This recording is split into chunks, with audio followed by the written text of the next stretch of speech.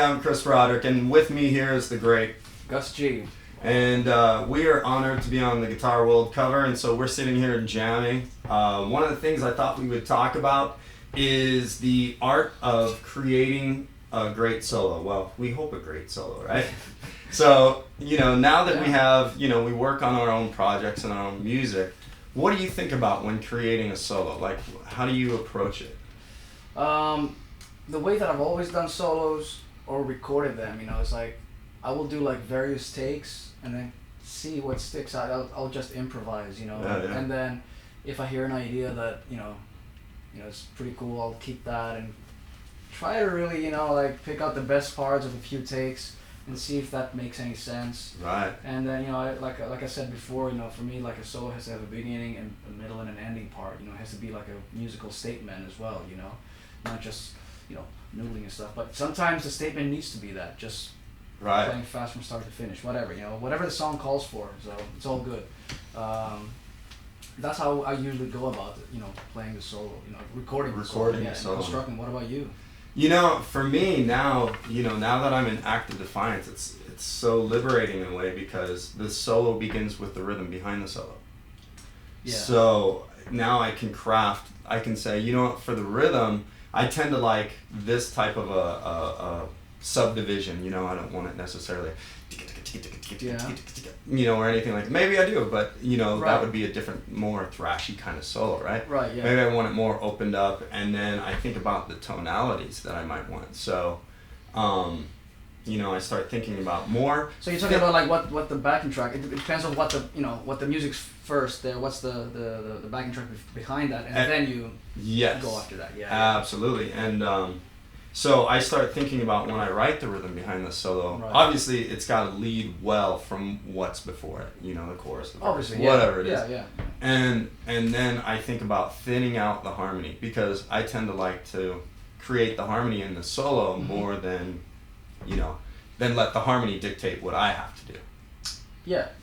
Yeah. So, like adding like the harmony, like so. Yeah. So like. Right. So you want to have parts with harmonies, like. I want to have parts with less harmony. So a lot of times.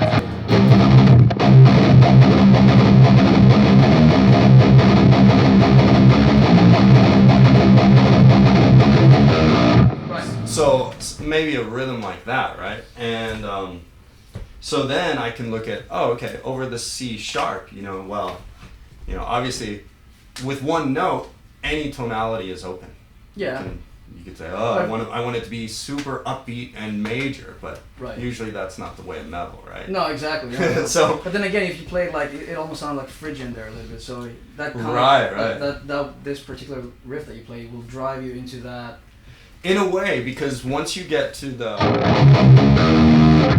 point, you could say, well, this is part of D Lydian. Wrong. No, you can definitely fit in other like extensions and get modal and all that stuff. Yeah, exactly. Yeah.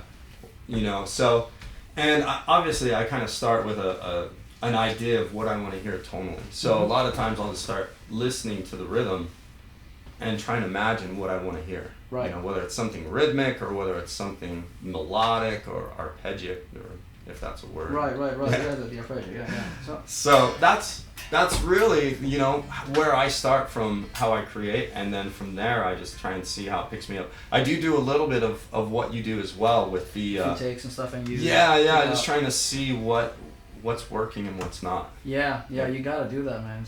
It's otherwise, sometimes you'll get lucky and you'll do a take and you're like, wow, most of that was great ideas, but that very rarely happens. It has to be more, I don't know, like a freeform kind of thing, and you know what I mean? Yeah, absolutely. So like you say, depends on what the chord progression behind that is. It's a totally different thought process if it's mainly like a monotone type of thing, a rhythmic thing. That's a totally different vibe, and then having chord progression. That's also a totally different vibe with open chords. Absolutely. Yeah, for sure. Yeah.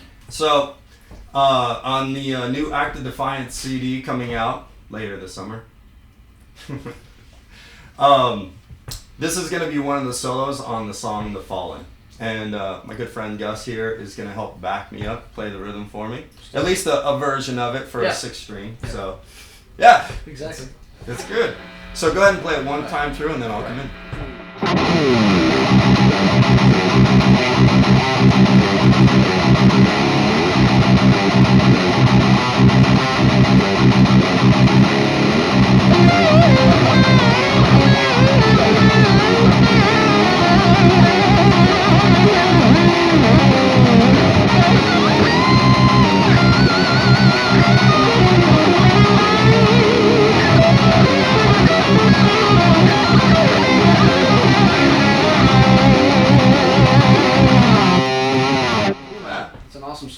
Thank you.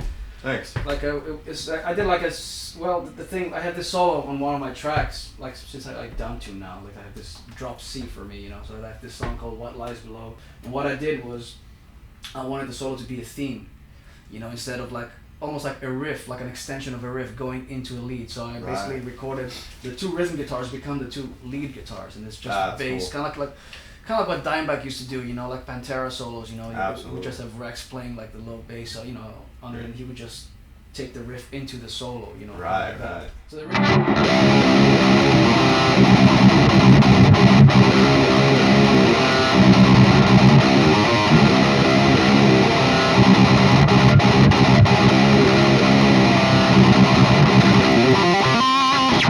solo is like this.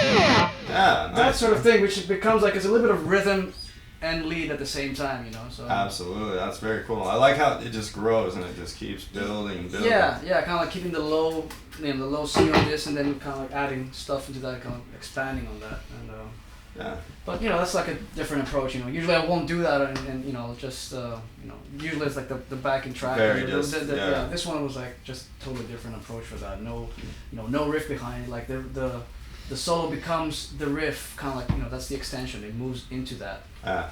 Very cool stuff. Thank you. Yeah.